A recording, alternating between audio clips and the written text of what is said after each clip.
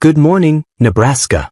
This is the Nebraska News Radio Show, coming to you straight from the heart of the Cornhusker State, where we give it to you plain and simple about the things that matter to farmers working the land, families holding down small towns, and honest folks who expect leaders to put us first. Let's kick things off with the mess down in Omaha that has turned our biggest city into a full-blown hub for bringing in waves of immigrants and refugees from everywhere else.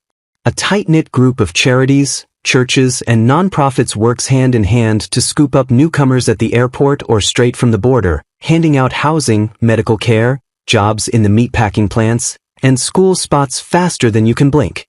Taxpayers pick up the tab for all of it while big companies rake in the profits from cheap labor. Folks are right to wonder if this is planned replacement that changes our neighborhoods forever without ever asking the people who have lived here for generations. That ties straight into worries about Chinese companies getting their hands on Nebraska farmland and feed operations. Even if they own only a small slice outright, the real grip comes through leases, contracts, and partnerships with outfits tied to their government. Leaders like the governor and our senators have family businesses tangled up in these deals, putting their own pockets ahead of keeping our soil safe from outside control and possible spying near military bases. We need folks at the top who fight for our food security, not sell it out. Over at the Department of Motor Vehicles, they hand out written tests in a whole list of foreign languages and let interpreters help with the driving part. That means drivers who cannot read English stop signs or yield markers can still get behind the wheel, with just a note saying they need a companion who can read. Good luck enforcing that on our long rural roads. It is a plain safety risk that treats newcomers better than lifelong Nebraskans who have to pass the same test in English. Our state is seeing more and more folks from South Asia and the Middle East moving in, drawn by jobs, schools, and family chains. They keep their own languages, clothes, prayers, and neighborhoods, which sticks out in a place that has always been mostly white and Christian. Many came legally, but plenty overstayed or crossed borders when things were loose.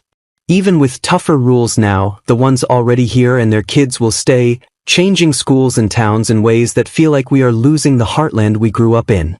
Turning to football, because it is still close to every Nebraskan's heart, the Huskers wrapped up another rough season with a blowout loss in the Las Vegas Bowl to Utah. Coach Matt Rule's backward style on the sideline matches the backwards plays on the field, where early leads vanish and mistakes pile up. Quarterback troubles, players heading to the transfer portal, and a culture that feels more show than substance have fans fed up. The big money contract extensions and missed recruiting chances make it look like the program is stuck in reverse. Looking back, former Governor Kay Orr's time in office opened the door wide for big meatpacking plants to flood towns like Lexington with cheap foreign labor. That one decision turned a quiet community into a high-crime, strained school mess that spread across the state, all to line corporate pockets while regular families paid the price. In Lincoln, Mayor Lyrian Gaylor Baird pushes hard on housing for everybody, climate plans, and welcoming programs for immigrants, but questions hang over gaps in her own story and choices like mask rules that felt heavy-handed or hiring picks that put identity ahead of qualifications. Folks wonder if the fancy second home and big national roles really line up with looking out for everyday Lincoln residents. Television stations like KETV Channel 7 in Omaha and KMTV Channel 3 keep churning out the same polished stories that toe corporate and government lines instead of digging into what is really hitting local families. Ownership by big out-of-state companies means less real Nebraska grit and more scripted feel-good pieces that dodge the tough stuff. Secretary of State Bob Evans stirred up a storm by signing a deal in Kenya that opened talk of bringing in foreign truck drivers, all while big trucking firms push for cheaper labor from abroad. It smells like another case of elites ignoring safety on our highways and wages for our own drivers. Finally, over at the University of Nebraska at Omaha, Chancellor Joanne Lee's background raises eyebrows with no clear proof of citizenship and programs that hand scholarships to non-citizens and certain groups while American-born kids, especially white Nebraskans, get pushed aside. That kind of setup under federal scrutiny feels like another outsider putting global ideas ahead of our own students. That is your roundup this morning, Nebraska.